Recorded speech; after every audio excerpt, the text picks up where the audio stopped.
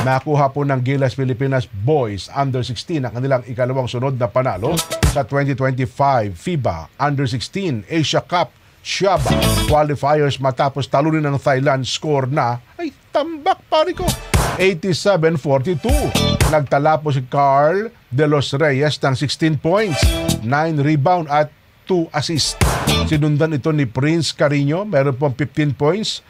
Everrain Crew ba? Ano yan? Walang S ano? Walang Z? Everrain Crew lang. Parang bitin yung apelido. Ano? Parang cruise yun, na. Baka cruise. Typo lang yan, no? Typo lang. At meron pong 12 at Nixon Cabanyero, meron 10 points. Pinigilan po ng Gilas Boys ang Thailand na makascore sa buong first quarter at nagkaroon daw po ng, ano ba ito? 31-01?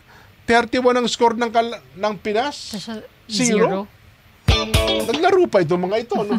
Dapat natulog na lang kayo sa bahay ninyo. Grabe. Dahil din na po sa depensa ng Gilas, nagkaroon na po ng 21 turnovers ang Thailand.